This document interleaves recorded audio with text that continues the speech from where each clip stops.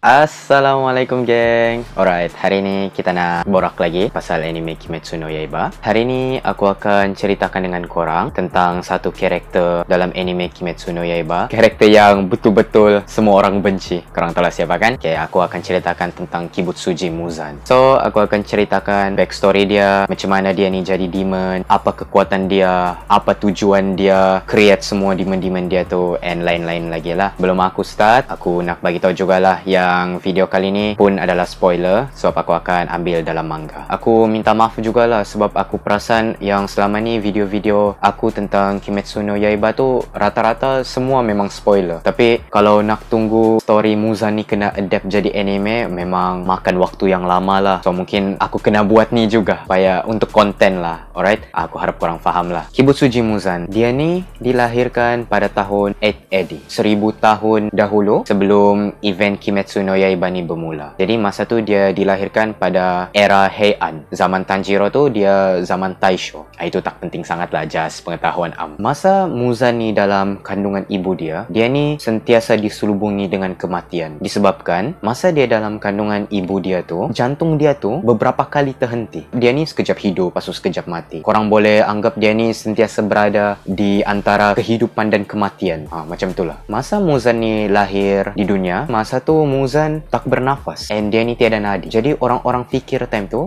yang Muzan ni mati. Tapi masa tu dia actually ada kesedaran dia. Cuma dia itulah jantung dia tak berdegup. Time tu orang-orang family Muzan time tu tengah prepare lah pacara untuk bakar mayat Muzan ni. Jadi masa tu orang yang mati ni ataupun bayi yang mati, dia orang bukan dikebumikan tapi dibakar. Jadi abu dia orang tu akan disimpan ataupun ditabur di mana-mana lah, dibuang di mana-mana. Jadi masa tu Muzan dia struggle habis untuk hidupkan balik jantung dia tu. Dia struggle.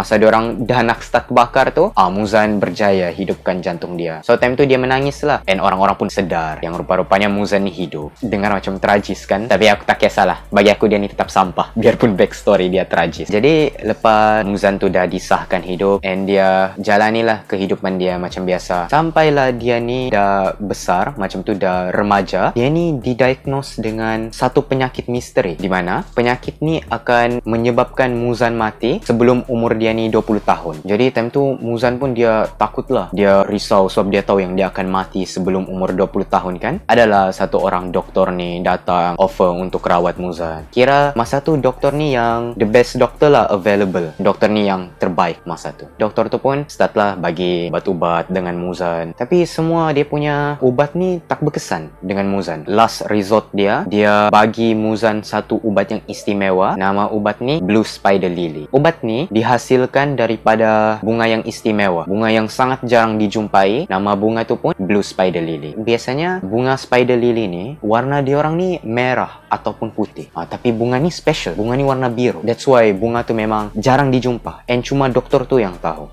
Jadi doktor ni bagilah ubat tu dengan Muzan. So masa tengah jalani proses perawatan tu, Muzan ni jadi tak sabar. Dia marah sebab proses tu lama sangat. Jadi apa dia buat? Dia pergi bunuh doktor tu. Doktor yang tengah rawat dia tu, Muzan pergi bunuh. Ini benda paling bodoh lah Muzan pernah buat, and benda ni dia regret. Nanti aku bagi tahu kenapa. Lepas Muzan bunuh doktor tu, dia perasan rupa-rupanya ubat tu berkesan dengan dia. Jadi penyakitnya ni pun dah hilang, and at the same time dia dapat body yang kuat dan kekuatan demon. Masa ni lah dia dah start berubah jadi demon. So masa Muzan keluar waktu pagi, dia perasan yang kulit dia tu jadi sensitif. Bila dia keluar masa pagi, kulit dia tu terbakar. Standard lah kan, demon atau kena cahaya matahari memang confirm terbakar. Benda tu buat dia frust lah, sebab bila dia keluar waktu pagi, dia akan terbakar, kulit dia akan terbakar. And at the same time dia develop nafsu dia ni untuk makan daging manusia. Tapi bagi dia benda ni bukan problem untuk dia. Tanpa rasa bersalah, dia pergi bunuh lah orang-orang and dia makan daging dia orang. Benda ni dia rasa okay. Tapi yang benda betul-betul buat dia stres, yang buat dia rasa frust betul, sebab dia tak boleh keluar waktu pagi. Tu yang buat dia stres betul. Dia perasan juga yang ubat doktor yang dia bunuh tu, actually ubat tu belum siap lagi sepenuhnya. Tu masih dalam kira prototype lah, masih dalam proses percubaan. That's why Muzan ni dia dapat side effect yang teruk-teruk tu, macam kulit dia terbakar and dia ada nafsu makan manusia sebab tu. Muzan start lah dia cari mana Blue Spider Lily ni and dia nak create balik ubat tu, tapi dia gagal, dia tak jumpa sebab dia pun tahu yang tahu lokasi di mana keberadaan bunga tu cuma doktor tu. Jadi dia pun frust jugalah, dia cari pun tak jumpa kan. Jadi dia gunakan power dia tu untuk create demon-demon under dia. So dia suruhlah demon-demon dia ni cari mana Blue Spider Lily tu. Inilah kerja Muzan selama dia hidup beratus-ratus tahun tu. Itu tujuan dia, untuk cari Blue Spider Lily tu. Tapi sampai sekarang dia tak jumpa. Masa dia tengah cari Blue Spider Lily tu, 400 tahun sebelum event Kimetsu no Yaiba ni bermula, dia hampir dibunuh oleh seorang Demon Slayer. Orang tahu siapa kan? Yorichi. Dia almost dibunuh oleh Yorichi. Tapi masa tu dia berjaya larikan diri. Masa Muzan ni hampir dibunuh oleh Yorichi, dia jadi trauma lah sebab dia almost mati. Jadi dia bersembunyi, dia tak keluar sebab dia tahu Yorichi masih ada di luar sana lagi untuk bunuh dia, untuk cari dia. And lepas Yorichi mati pula, baru dia keluar balik. Tapi masa ni dia jadi lebih berhati-hati lah. Jadi apa Muzan buat? Dia blend in dengan masyarakat. So dia punya power ni lagi satu, dia ada kuasa untuk shape shift. Dia boleh berubah bentuk. Jadi macam yang kita nampak di episod 8 Kimetsu no Yaiba, masa tu Muzan dia menyerupai seorang lelaki dengan ada family lah. Tapi di akhir episod Kimetsu no Yaiba pula, kita nampak dia ni menyerupai perempuan. Time tu dia jadi pondan pula. Jadi dia ni susah kena detect oleh Demon Slayer yang lain sebabkan dia selalu berubah bentuk. Orang yang dapat kesan dia ni adalah Tanjiro, sebab Tanjiro dapat hidup bau Muzan. Tanjiro bukan dia kesan Muzan dia nampak dari mata, tapi dia tahu itu Muzan disebabkan bau dia. Disebabkan Muzan ni almost kena bunuh oleh Yorichi kan, dia develop hatred, dia develop kebencian dengan Yorichi ni. So apa-apa benda yang berkaitan dengan Yorichi, dia memang akan marah, dia memang akan rasa benci sangat. So masa dia nampak Tanjiro, dia nampak earring Yorichi tu, earring Hanafuda tu, terus dia teringat Yorichi balik. Jadi benda tu buat dia memang nak bunuh Tanjiro on that spot masa dia orang berjumpa di tengah bandar tu. Tapi dia tak buat lah, dia tak bunuh Tanjiro sebab time tu ramai orang kan. Jadi dia tukarkan satu orang ni pergi demon, orang tu buat kekecohan lah dekat situ, and time tu Muzan lari. And lepas dia lari tu pun dia arahkan lah demon-demon dia macam Usamaro yang main bola tu dengan member dia yang lagi satu lelaki tu, aku tak ingat nama dia, untuk bunuh Tanjiro tapi gagal. Rui lagi nak bunuh Tanjiro pun gagal juga. Macam-macam lah demon dia hantar supaya Tanjiro ni mati, dia nak Tanjiro mati. So far mungkin itu je lah backstory dia. Sekarang aku akan ceritakan tentang kekuatan Muzan ni pula. Selain daripada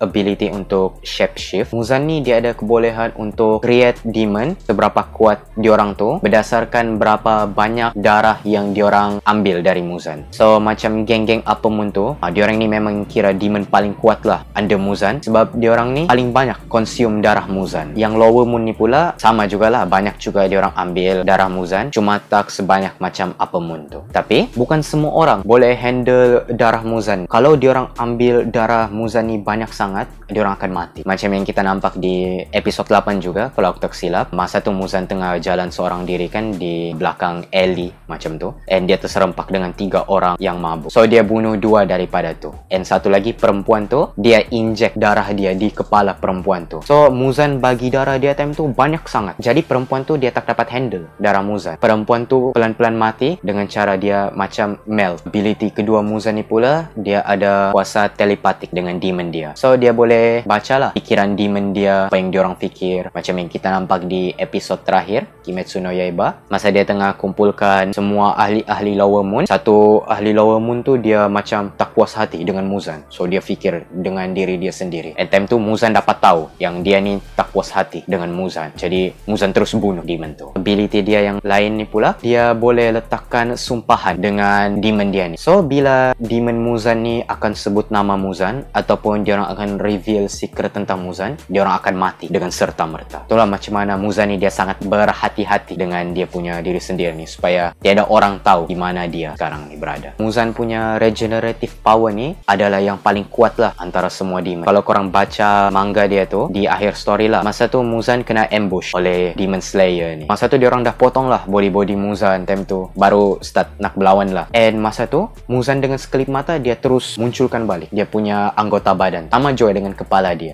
Dia punya regenerative power tu memang laju. So far dalam manga yang ditunjukkan itulah ability dia. Banyak lagi ability Muzan, tapi aku tak nak mention lah sebab yang tu memang mostly dari manga. Okay, aku akan cuba kurangkan spoiler lah mana yang aku boleh kurangkan. And patlas aku nak ceritakan dengan korang, Muzan ni actually dia ada keluarga. Untuk pengetahuan korang, keluarga dia ni adalah keluarga Ubuyashiki. Ubuyashiki yang kita tahu sekarang ni adalah Oyakata sama lah, pemimpin Demon Slayer tu ahli keluarga dia. Sebenarnya salah sila Muzan ni dia bersambung terus dengan keluarga Ubuyashiki. And disebabkan keluarga Ubuyashiki ni melahirkan seorang demon, which is Muzan lah, keluarga diorang ni disumpah dengan body yang lemah dan juga umur yang pendek. Keluarga-keluarga Ubuyashiki ni diorang takkan hidup lebih dari 30 tahun. Maksimum lah tu 30 tahun. Biasanya mati dalam mungkin 25, 26, dah mati masa tu. So untuk macam panjangkan umur diorang ni dari biasa, diorang kena dedicate kehidupan diorang ni untuk bunuh Muzan. So diorang punya umur tu akan panjang sedikit lah. Kalau mungkin diorang akan mati dalam umur 25, mungkin diorang akan mati dalam 27. At least adalah bertambah sikit kan. Jadi benda ni lah yang Ubuyashiki punya keluarga buat dari generasi sampai bergenerasi. Diorang punya keluarga ni tujuan diorang memang untuk bunuh Muzan, supaya Muzan ni mati. Itu je lah story untuk Muzan. Aku tahu story kali ni tak berapa panjang, tapi aku harap korang enjoy lah tengok video ni, okay? Keep supporting Faiz di Studios. Thank you very much for watching. See you guys next time. Assalamualaikum.